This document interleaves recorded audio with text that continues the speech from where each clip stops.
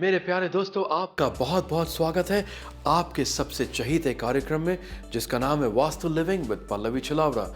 मैं हूं आपका host Monty and I welcome you to today's episode. दोस्तों, जिस तरह वास्तु शास्त्र में कहा गया है कि दिशाएं दशाएं भी बदल सकती है, उसी तरह हमारे इस कार्यक्रम में वास्तु लिविंग में हम चाहते हैं कि आपको बताएं किस तरह आप वास्तुशास्त्र और फेंग शुई को अप्लाई कर सकते हैं अपने होम, अपने बिजनेस और अपने पर्सनल लाइफ में। किस तरीके से आप सही जानकारी प्राप्त कर सकते हैं हमारे इस शो के द्वारा। तो बढ़ते हैं हमारे आज के कार्यक्रम में और देखते हैं कि आज का विषय क्या है। लेकिन आगे बढ़ने से पहले आप प्लीज हमें लिखते रहिए, क्योंकि हमें आपसे मिलने के लिए बहुत बेकरारी रहती है। हर हफ्ते हम आपका इंतजार करते हैं। So please keep writing into us and let's move on to today's episode. Ladies and gentleman, सलाम, नमस्ते, खुशामदीद, सत श्री अकाल, जय श्री कृष्णा। आपका बहुत बहुत स्वागत है आपके फेवरेट शो में जिसका नाम है वास्तु लिविंग विद पल्लवी। मैं हूं आपका होस्ट एंड दोस्त मोंटी। करता हूं आपका तहे दिल से स्वागत और साथ ही मैं करता हूं स्वागत हमारी master of vastushastra and feng shui consultant Pallavi Chhilawara ji का। पल्लवी जी, आपका बहुत बहुत स्वागत है। शुक्रिया।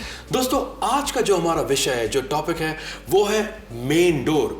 तो वास्तु के अनुसार मेन डोर का बहुत महत्वपूर्ण हिस्सा है आपके घर का, क्योंकि वहां से आपके घर में पॉजिटिव एनर्जीज आती है। वहां से आप अपने घर में दाखिल होते हो और अपने घर को लीव करते हो। तो पल्लवी जी से आज हम बात करेंगे मेन डोर के बारे में, इसकी डायरेक्शंस कौन सी पॉजिटिव है, कौन सी चीज़ें ऐसी हैं जो हमें करनी चाहिए और कौन सी चीज़ें ऐसी है जो हमें अवॉइड करनी चाहिए। पल्लवी जी, शुरू करते हैं आज का हमारा एक कार्यक्रम और बात करेंगे मेन डोर के बारे में। वास्तु के अनुसार मेन डोर की कितनी महत्वपूर्णता है? वास्तुशास्त्र ज़्यादातर सब्जेक्ट जो है वो दिशाओं के साथ जुड़ा हुआ है और घर का मुख्य दरवाज़ा ये कहा जाता है कि इंसान की लाइफ में उसके भाग्योदय का द्वार बन जाता है। अगर जो आदमी, जो परिवार जिस घर को पसंद करते हैं, उसका मुख्य द्वार उसके लिए सूटेबल हो, उसके लिए फेवरेबल हो, तो उस घर में जाने के बाद उनको लगातार सक्सेस मिलती है, अच्छी हेल्थ मिलती है, अच्छा रिलेशनशिप बनता है।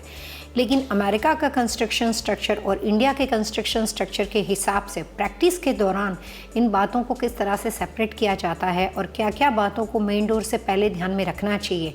घर के सिलेक्शन के बाद, घर के इंटीरियर के वक्त, घर के आसपास में जो भी तरह का आप डेकोर करते हो उस वक्त, उन छोटी छोटी बातों को ध्यान में रखने से घर में मैक्सिमम आने वाली पॉजिटिव एनर्जी में कभी कोई रुकावट नहीं आती है। घर में, परिवार में कोई ऑब्स्ट्रिक्शन नहीं रहता है और आप लगातार सक्सेस के साथ रहते हो। पल्लवी जी, जैसे आपने कहा कि इंडिया और नॉर्थ अमेरिका, जैसे हम यहाँ रहते हैं, we live in North America, और इंडिया में अलग स्ट्रक्चर होते हैं। यहाँ पर जैसे अब देखा जाए तो हमारे पास घरों में काफ़ी डोर्स होते हैं। जैसे जो लोगों के घर होते हैं, हाउसेज होते हैं, गराज डोर एक वहाँ से एंट्री हो सकती है, एक मेन फ्रंट डोर होता है। और जैसे लोग जो कॉन्डोमिनियम्स में रहते हैं तो कॉन्डोमिनियम का एक डोर होता है and then they go up in the elevator, उनके घर के डोर होते हैं। तो किस डोर को पहले एग्जाम्पल में जो हाउसेज होते हैं मेन डोर माना जाता है, और सेकंड जब कॉन्डोमिनियम्स में हम आएंगे तो कौन से डोर को मेन डोर माना जाता है? वास्तुशास्त्र के हिसाब से अगर हम सबसे पहले सिंगल फैमिली होम के बारे में बात करते हैं तो लॉट का एंट्रेंस डोर और घर का मुख्य दरवाज़ा गराज डोर को माना जाता है। अमेरिका के कंस्ट्रक्शन स्ट्रक्चर के अनुसार बहुत सारी ऐसी जगह है, जैसे न्यूयॉर्क है या जहाँ पे भी स्नो ज़्यादा, जो भी विंटर वाले या बहुत ज़्यादा कोल्ड वाले जो एनवायरनमेंट के स्टेट है, ऐसी जगह के अंदर लोगों का ज़्यादातर प्रवेश सिर्फ और सिर्फ गराज डोर से होता है। अगर हम फ्लोरिडा की बात करते हैं, ह्यूस्टन टेक्सास की बात करते हैं, कि जो कि सनशाइन स्टेट के बारे में बात करते हैं, तो वहाँ पे कई बार पॉसिबल होता है कि गेस्ट एंट्रेंस डोर को घर का मेन डोर बनाया जाता है और गराज से आना जाना कम होता है। वास्तु ये कहता है कि जो चीज़ आप अपनी लाइफ में एवरीडे करते हो उसी का इफेक्ट आपके ऊपर आता है। तो अगर यहाँ पे अगर आप अपना गेस्ट एंट्रेंस डोर पूर्व दिशा के हिसाब से या नॉर्थ के हिसाब से बनाते हो या अपने सूटेबल डायरेक्शन के हिसाब से बनाते हो और वहाँ से आप कभी भी आते जाते नहीं हो और वो ज़्यादातर बंद रहता हो, तो उसका कोई इफेक्ट आपके ऊपर पॉजिटिव नहीं होगा। अगर गराज डोर से आपका आना जाना सबसे ज़्यादा बनता हो तो आपकी डेट ऑफ बर्थ के हिसाब से आपकी दिशाओं को समझ के गराज डोर को ही मेन दिशा के हिसाब से बनाया जाता है और वही आपका मेन डोर बन जाता है। लॉट का एंट्रेंस जो है वो सेकंड प्रायोरिटी डायरेक्शन में बनता है। और यही बात अगर हम अपार्टमेंट बिल्डिंग की कॉन्डोमिनियम के लिए करते हैं तो कॉन्डोमिनियम या उस अपार्टमेंट बिल्डिंग का जो कंस्ट्रक्शन स्ट्रक्चर का मेन डोर है उसको महत्वपूर्ण नहीं माना जाता। जहां से आप अपने घर में प्रवेश करते हो उसी दरवाजे को मेन डोर माना जाता है। Very well said Pallavi ji. तो मेन डोर का जहाँ तक रहा, मेन डोर में लोग different types of material prefer करते हैं जी। जैसे कुछ लोग चाहते हैं कि उनका मेन डोर वुड का बनाओ, very expensive sort of would, या कुछ लोग चाहते हैं कि उनका मेन डोर मेटल का बनाओ। तो क्या ये अलग अलग फैमिली ओनर्स जो ओन करते हैं उसके ऊपर डिपेंड करता है? कंस्ट्रक्शन में हम जो वास्तु की सर्विसेज प्रोवाइड करते हैं, हमारा जो इंस्टीट्यूट फ्लोरिडा में है, vastu feng shui research institute, उसमें हम जो बने बनाए घर हैं उसको भी विजिट करते हैं। और बहुत बार प्रोडक्शन बिल्डर जो कि टोल ब्रदर्स से वगैरह से जो लोग घर परचेज करते हैं उसको भी प्रॉपर्टी सिलेक्शन में हेल्प करते हैं। कस्टम होम बनाने के लिए भी हम सर्विस प्रोवाइड करते हैं जिसको हम प्रोजेक्ट कंसल्टेंसी कहते हैं। तो जब हमें कभी किसी चीज़ को शुरुआत से बनाने का मौका मिलता है तो उसका मटेरियल सिलेक्शन सब कुछ हमारे साथ होता है। कस्टम होम के अंदर हम सारा मटेरियल सिलेक्ट करते हैं। प्रोडक्शन होम में डिज़ाइन स्टूडियो में जाके अपने क्लाइंट्स के लिए सारी चीज़ों को क्या वास्तु के हिसाब से होना चाहिए वो सब बातों को बताते हैं। लेकिन यहाँ पे अगर जब हम किसी पर्टिकुलर परिवार के बारे में या पर्सन टू पर्सन बात नहीं करें और कॉमन वास्तु के नियमों के बारे में बात करें तो घर का आइडियल मेन दरवाज़ा होता है wooden door. Wooden with glass door हो सकता है या सिर्फ लकड़ी का दरवाज़ा होना चाहिए। लेकिन वास्तु के नियम के अनुसार कभी भी मेटल डोर को सिलेक्ट नहीं किया जाता क्योंकि वुडन डोर जो होता है वो फिर भी लाइव एलिमेंट माना जाता है। लेकिन मेटल डोर जो होता है वो हर तरह की एनर्जी को रिफ्लेक्ट कर देता है। तो वास्तु हमेशा सिर्फ लिविंग थिंग्स के साथ आगे बढ़ता है, तो वुड विथ ग्लास का दरवाज़ा सबसे आइडियल मानते हैं। तो पल्लवी जी, जहाँ तक रहा डोर का सवाल, तो वास्तु के नियमों के अनुसार सिंगल डोर को शुभ माना जाता है या डबल डोर को? वास्तु शास्त्र के नियम के अनुसार घर का मुख्य दरवाज़ा आइडियली हमेशा सिर्फ और सिर्फ डबल डोर अच्छा मानते हैं। डबल डोर के साथ साथ ये नियम को भी अप्लाई किया जाता है कि कंपैरेटिव टू अदर डोर, जो घर में दूसरे सारे दरवाजे होते हैं जिससे आप मास्टर बेडरूम का डोर कह सकते हो, पेंट्री का डोर कह सकते हो, जितने भी उस घर के अंदर दरवाजे लगे हुए हो उसकी कंपैरिजन के अंदर घर का मेन दरवाज़ा विड्थ वाइज और लेंथ वाइज दोनों दूसरे डोर की कंपैरिजन में हमेशा बड़ा होना चाहिए। पॉजिटिव एनर्जी का सोर्स घर का मेन डोर होने की वजह से दरवाज़ा हमेशा डबल डोर में होने से ऊर्जा प्रॉपर तरीके से घर में दाखिल होती है और उसी के साथ साथ डोर के आसपास का रखरखाव, वहाँ की सजावट बहुत ज़्यादा इम्पोर्टेंट है, जो घर के बाहर के फ्रंट लैंडस्केप में और घर के इनसाइड आने के बाद फॉयर एरिया के अंदर किन चीज़ों का रखरखाव आपने किया हुआ है वो दरवाजे की दशा को ध्यान में रखकर महत्वपूर्ण माना जाता है। तो पल्लवी जी, जिस तरह आपने कहा कि डबल डोर बहुत ही अच्छा होता है, बहुत ही लाभदायक होता है, शुभ माना जाता है वास्तु के अनुसार, लेकिन बहुत सारे मिलियंस ऑफ लोग हैं जो कॉन्डोमिनियम्स में रहते हैं जहाँ पर वो अपने मर्जी से सिंगल डोर को डबल डोर में कन्वर्ट नहीं कर सकते हैं। तो उसके लिए क्या रेमेडी है? वास्तु के हिसाब से घर का मुख्य दरवाज़ा सिंगल और डबल डोर दोनों कंडीशन में हो सकता है। अगर घर के स्क्वायर फीट छोटे हो, अपार्टमेंट बिल्डिंग हो, कॉन्डोमिनियम हो जिसमें मेन डोर कोई और हो और उसके बाद आप घर में जाते हो, तो उस कंडीशन के अंदर आपका घर सिंगल डोर का हो सकता है। लेकिन उसमें सबसे महत्वपूर्ण बात है कि चाहे अपार्टमेंट हो या कॉन्डोमिनियम हो, लेकिन उसका दरवाज़ा सिर्फ और सिर्फ क्लॉकवाइज होना चाहिए। तो अगर बात सिंगल डोर की होती है, ज़्यादातर सिंगल फैमिली होम के अंदर डबल डोर शुभ मानते हैं, लेकिन अपार्टमेंट और कॉन्डोमिनियम के लिए अगर सिंगल डोर हो तो उसके लिए वास्तु के इस नियम को अप्लाई करना बहुत ज़रूरी होता है कि दरवाज़ा सिर्फ और सिर्फ क्लॉकवाइज होना चाहिए। Thank you Pallavi ji for such insightful information. बहुत अच्छा लगा ये सुनकर कि अगर आप डबल डोर नहीं रख सकते हैं तो आप सिंगल डोर रखिए, लेकिन जो डोर है वो क्लॉकवाइज डायरेक्शन में खुलना चाहिए।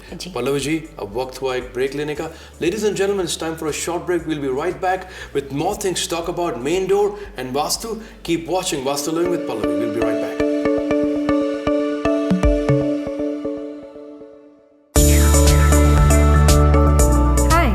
Pallavi Chilabada, your Vastu Feng Shui consultant.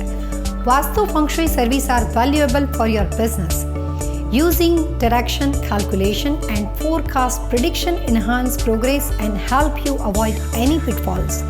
Our detailed research into land, commercial and residential building developments help you to make the right decision. एक राह और सही दिशा जो जिंदगी बदल दे।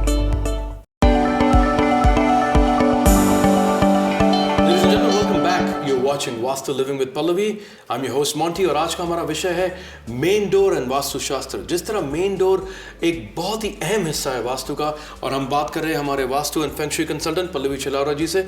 पल्लवी जी, ब्रेक में जाने से पहले हमने बात किया था about double door and doors opening in a clockwise direction, लेकिन अभी हम बात करते हैं कुछ चीज़ें जो लोग डोर्स पे लगाते हैं सजावट के लिए, कुछ ऐसी चीज़ें जो लोग डेकोरेट करते हैं डोर के एकदम इमीडिएटली सामने। ऐसी कौन सी चीज़ें जो करनी चाहिए और नहीं करनी चाहिए? वास्तु के हिसाब से घर का जो मुख्य द्वार होता है उसके ऊपर कोई भी तरह का नेल या ड्रिल कभी भी नहीं करना चाहिए। लोग ज़्यादातर दरवाजे के ऊपर काफ़ी अलग अलग तरह की चीज़ों को टांगते हैं। कई बार क्रिसमस डेकोरेशन के लिए होता है, कई बार हॉर्स शू लगा देते हैं, और भी कई तरह के सिंबॉलिक और रिलीजियस चीज़ों को दरवाजे के बाहर डोर फ्रेम के ऊपर रखा जाता है। और दूसरी बात कि दरवाजे के आसपास, जैसे कि दरवाजे के बाहर पोर्च में और इनसाइड फॉयर एरिया में जिन चीज़ों का डेकोर या रखरखाव किया जाता है वो सबसे महत्वपूर्ण है कि उस दिशा के डायरेक्शन के साथ जुड़ा हुआ एलिमेंट होना चाहिए। जिसके लिए मैं आपको एग्जांपल देना चाहूँगी कि अगर किसी का घर का दरवाज़ा नॉर्थ दिशा में बना हुआ हो तो उसका एलिमेंट वाटर होता है। तो ऐसे लोगों को अपने घर के पोर्च और फॉयर एरिया के अंदर कोशिश करनी चाहिए कि मैक्सिमम चीज़ें मिट्टी की बनी हुई हो, वहाँ पे 12 इंच से छोटी चीज़ों हो, होलो प्रोडक्ट्स हो, और क्ले की बनी हुई चीज़ों को रखना चाहिए। कोई भी तरह का अगर मेटल डेकोरेशन ऐसे घरों में होता है तो घर के ऑनर के लिए, ब्रेड विनर के लिए और फैमिली मेम्बर्स के लिए बहुत तरह की रुकावट होती है। ऐसे घरों में उनको सक्सेस नहीं मिलती है और वो जितनी कोशिश आगे बढ़ने की करते हैं हमेशा करियर में कोई एक या दूसरी तरीके से परेशानी होती है। उसी तरीके से अगर किसी का घर का दरवाज़ा वेस्ट फेसिंग बना हुआ हो और पोर्च और फॉयर एरिया के अंदर उन्होंने बहुत ज़्यादा डेकोरेशन नेचुरल प्लांट का रखा हुआ हो, वाटरफॉल या वाटर एलिमेंट से बनी हुई किसी चीज़ों को रखा हुआ हो, तो ऐसे घरों के अंदर घर के ओनर को अपने काम में, अपने बिजनेस के अंदर स्टेबिलिटी नहीं मिलती है। अगर वो जॉब करते हैं तो जॉब बार बार बदल जाती है और काम के अंदर एक तरह की, बिजनेस के अंदर और जॉब के अंदर स्टेबिलिटी कम दिखाई देती है। तो घर का मुख्य दरवाज़ा है वो ज़्यादातर आपकी करियर अपॉर्चुनिटी के साथ जुड़ा हुआ है। अगर उसको सही डायरेक्शन में चीज़ों की रखावट करने से वो आपको ज़्यादा फ़ायदा करता है। आसपास का डेकोर अगर गलत हो तो वहाँ पे उसकी वजह से जो नेगेटिविटी क्रिएट होती है और वो नेगेटिव एलिमेंट वो आपकी सकारात्मक ऊर्जा को नेगेटिव बना देता है। तो पल्लवी जी, जो आपका मेन डोर होता है उसका बेस्ट डायरेक्शन क्या है, वो किस तरफ होना चाहिए? बहुत अच्छा सवाल है आपका। घर का मुख्य दरवाज़ा सिर्फ उस पति पत्नी की नाम और डेट ऑफ बर्थ के अनुसार सिलेक्ट किया जाता है। जब कभी आप अपना घर पसंद करते हो तो कभी भी कॉमन वास्तुशास्त्र के नियम के अनुसार किसी के लिए कोई दरवाज़ा नहीं होता है।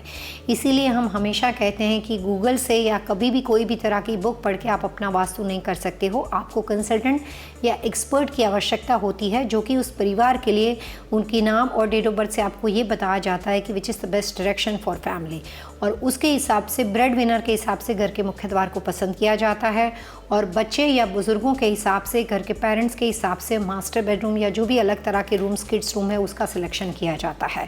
तो ये बात बहुत हद तक उस व्यक्ति के अनुसार पर्सनल हो जाती है। पल्लवी जी, आपके करियर में कभी आपने ऐसे एक्सपीरियंसेस देखे हैं जब आपने according to a person's name and date of birth आपने ये गाइड उन्हें किया है कि they should use the garage door to get into their home, not the main door? कभी ऐसे भी हुआ है? अमेरिका के अंदर तो ज़्यादातर गराज डोर ही घर का मेन डोर माना जाता है, और गराज डोर अगर किसी को सूट करता हो तो वो बहुत आसान है क्योंकि उसकी डिग्री हमेशा ज़्यादा बड़ी होती है। अगर सिर्फ गेस्ट एंट्रेंस के बारे में बात करते हैं तो वो 15 डिग्री के अंदर बना हुआ होता है, लेकिन गराज डोर कई बार 4 गराज डोर या 2 कार गराज या 3 कार गराज होता है, तो उसकी लेंथ, उसकी विड्थ काफ़ी बड़ी हो जाती है। और अगर वो दिशा सूटेबल नहीं हो तो ऐसे ओनर को उस घर में जाने के बाद तुरंत ही 2 महीने के अंदर, 6 महीने के अंदर, लेकिन 1 साल के अंदर अंदर भारी नुकसान आता है क्योंकि उसकी जो नेगेटिव एलिमेंट का सोर्स है वो काफ़ी ज़्यादा मात्रा में है। अगर छोटा सा गेस्ट एंट्रेंस किसी को सूट ना करता हो और अगर वो इसका इस्तेमाल ज़्यादा करते हैं तो ऐसे घर में नेगेटिव होने के बावजूद भी उनको 3 साल के बाद, 4 साल के बाद नेगेटिव इफेक्ट दिखाई देते हैं। तो घर का गराज डोर अगर सूटेबल हो तो उस आदमी का प्रोग्रेस भी उतना ही जल्दी 1 साल के अंदर ही वहाँ पे दिखाई देता है।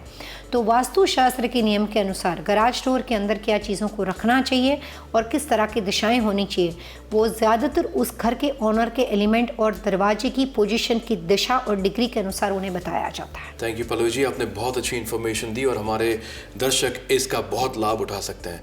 पल्लवी जी, एक और मैं सवाल आपसे ये पूछना चाहूँगा। आपने अभी एक बात कही कि कभी कभी हमें इफेक्ट्स या इल इफेक्ट्स होने में वक्त लग जाता है। तो कुछ ऐसी चीज़ें आप हमारे दर्शकों को बताएंगी with your so many years of experience कि ऐसे कौन सी साइंस हैं, ऐसी कौन सी जैसे होती ना बेल्स होती हैं, जैसे हम सुनते हैं कुछ ऐसी इंडिकेशंस जो उन्हें नज़र आए जब उन्हें रियलाइज हो कि जब कभी भी आप घर बदलते हो और 1 साल के अंदर आपको उस ज़मीन की इफेक्ट शुरू हो जाती है, आप ये कह सकते हो कि इस ज़मीन का फल या रिजल्ट मिलना शुरू हो जाता है। इनिशियली किसी भी नए घर में जाने के बाद 1 साल से 3 साल के बीच में अगर वहाँ पे आपको फ़ायदा नहीं मिलता है और वहाँ पे करियर अपॉर्चुनिटी में कोई भी अच्छे पॉजिटिव इफेक्ट दिखाई नहीं देते हैं, तो इसका मतलब ये है कि जिस दिशा के अंदर आप चल रहे हो वो दिशा आपके लिए सूटेबल नहीं है। और उसी तरीके से विपरीत कंडीशन के अंदर जब किसी भी घर में जाते हो और 1 से 3 साल के दौरान घर में आपका भाग्योदय होता है, प्रोग्रेस होता है, जिस तरह के सब्जेक्ट से आप काम करते हो और आपका लगातार प्रोग्रेस होता है, तो इसका मतलब ये होता है कि उस घर की डायरेक्शन आपके लिए सूटेबल है। लेकिन उसके बाद भी 5 साल के बाद अगर उस घर में कोई भी नुकसान होता है, तो इसका मतलब ये है कि दिशा का दरवाज़ा सूटेबल है, लेकिन जो आपने आसपास का जो उसका प्लेसमेंट जो आपने रख रखाव किया हुआ है, उसके अंदर आपने कुछ इस तरह की खामीपूर्ण चीज़ों का इस्तेमाल किया है जो उस दिशा के एलिमेंट के साथ मैच नहीं करती है। और जैसे ही जानकारी हो, जैसे ही आप उसका वास्तु करते हो और तुरंत ही अपने नॉलेज के साथ आप उसको बदल देते हो, तो उसका फ़ायदा इमीडिएटली दिखाई देता है। पल्लवी जी, जैसे हम हमेशा डिस्कस करते हैं कि vastu is not about reconstruction और breaking down property, vastu is about giving remedies. तो जैसे अगर किसी का मुख्य द्वार जो मेन डोर अगर गलत दिशा में हो, तो आप उसकी क्या रेमेडीज़ देती हैं? बहुत सारी चीज़ें कर सकते हैं। अगर वो सिंगल फैमिली होम में रहते हैं कि वो अपार्टमेंट बिल्डिंग में रहते हैं, कंस्ट्रक्शन स्ट्रक्चर के फ्लोर प्लान को समझ के फिर वहाँ पे बिना किसी कंस्ट्रक्शन चेंजेस दिशाओं के बारे में अच्छे सॉल्यूशन दिए जाते हैं। कई बार सिंगल फैमिली में होम में आपने देखा होगा कि बहुत सारे एक्सेस होते हैं घर में जाने के लिए। गैराज के बाहर डोर होता है, बैकयार्ड के डोर होते हैं, साइड एंट्रेंस डोर होता है। अभी मैंने कैलिफोर्निया में एक घर बनाया था, वो नॉर्थ फेसिंग डोर था जो उन्होंने अपनी दिशा के हिसाब से बनाया और किसी खास बजट के अंदर वो घर बना हुआ था। और जो बेटा था उनका वो ईस्ट टू पर्सनालिटी था, तो उन्होंने अभी से ड्यूरिंग अ कंस्ट्रक्शन दूसरा ईस्ट का दरवाज़ा रख दिया ताकि जब कभी भी वो बेटा बड़ा हो जाए तो वही घर उसके लिए अच्छा और लकी डोर बन जाए। तो ऐसे काफ़ी सॉल्यूशंस होते हैं, लेकिन everything depend on like practical site, जगह को समझ के वहाँ पे जाके विजिट करके हम उसके लिए रास्ता बना सकते हैं। Thank you Pallavi ji for that great information and sharing your knowledge. जैसे दोस्तों आपने देखा कि vastu is not about reconstruction and breaking down property, but it's also about giving remedies and solutions. Pallavi ji, it's time for a very short break. दोस्तों, let's take a very short break, but we'll be right back with more things to talk about the main door and Vastu Shastra, and most importantly, we'll have the tip of the week. Stay tuned, keep watching Vastu Living with Pallavi.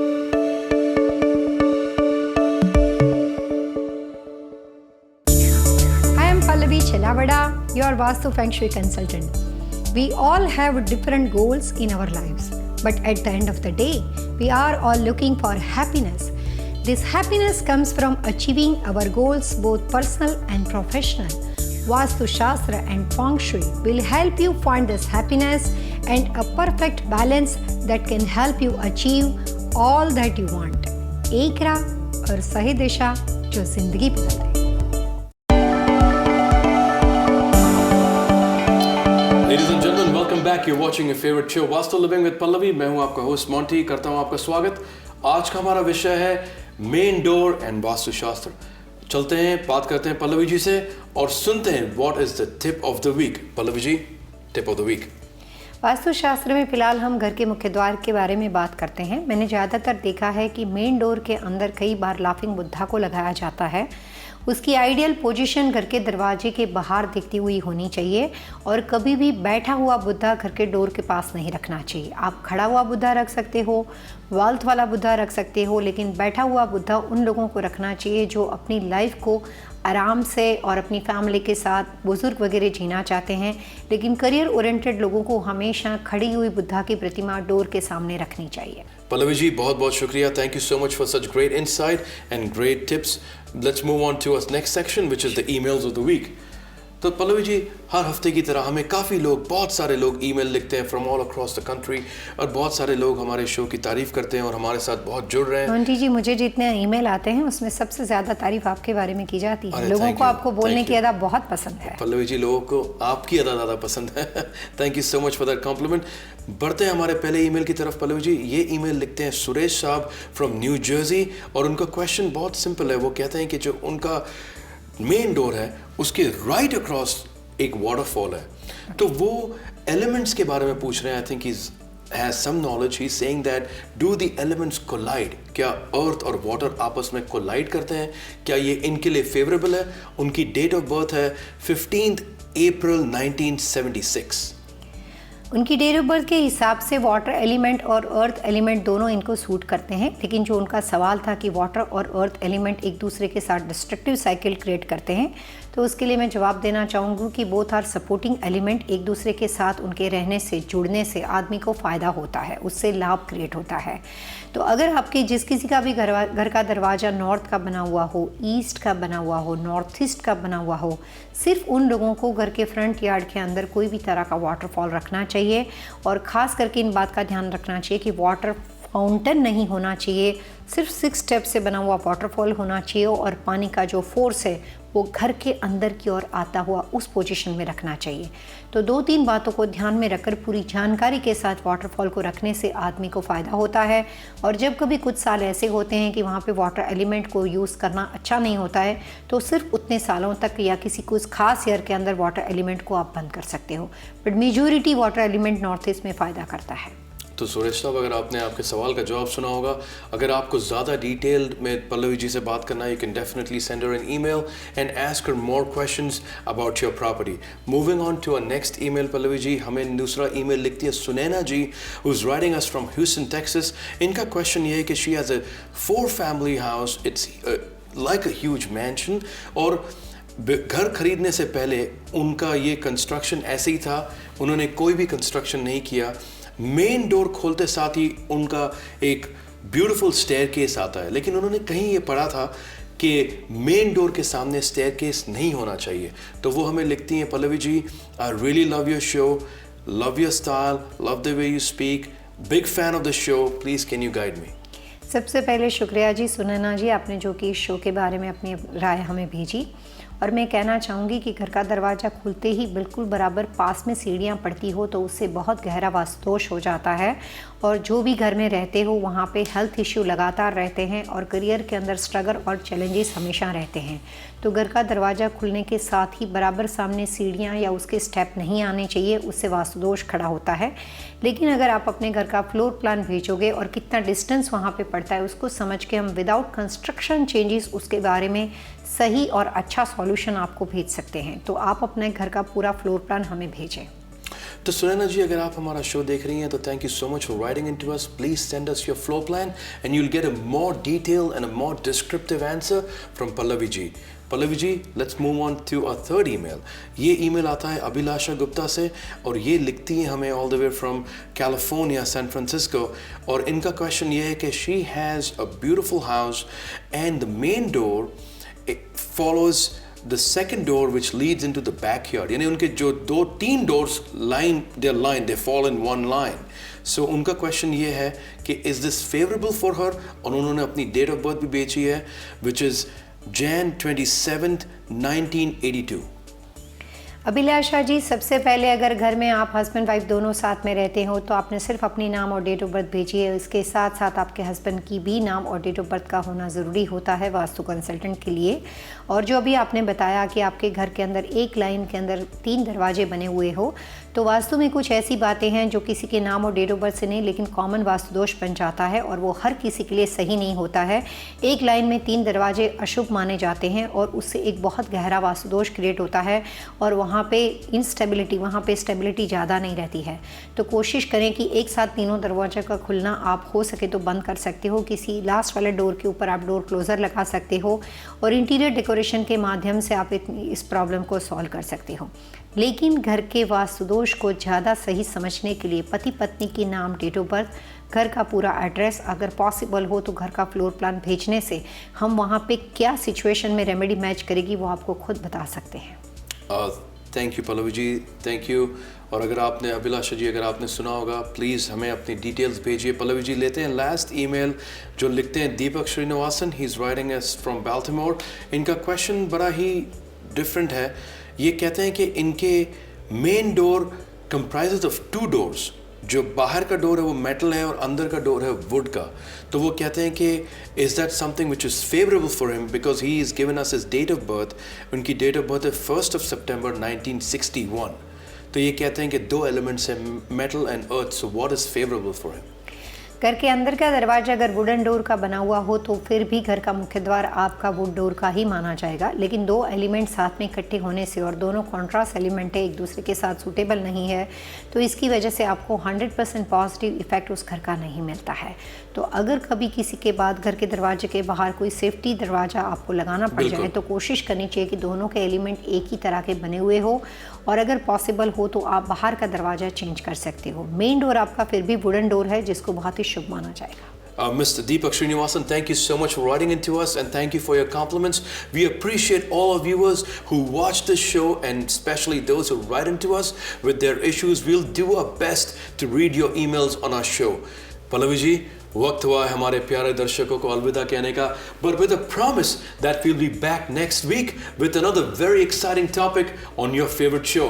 लेकिन आप हमें लिखते रहिए, please send us your details with your questions. अगर आपके मन में कोई भी सवाल है, प्लीज़ आप हमें अपना पूरा नाम, डेट ऑफ बर्थ, अपने फैमिली मेम्बर्स के नाम और date of birth along with your floor plan हमें इस ईमेल पर भेजिए 123vastu@gmail.com. You can also visit us on our website which is www.pallavichilavra.com. अगर आप हमें तहे दिल से अपने घर पर इनवाइट करेंगे या अपने बिजनेस पर इनवाइट करेंगे, हम ज़रूर आएंगे आपके पास आपसे मिलने। लेकिन जाने से पहले मैं और पल्लवी जी आपसे सिर्फ एक बात कहना चाहेंगे, एक राह और सही दिशा जो जिंदगी बदल दे। Till then, keep smiling, goodbye and God bless.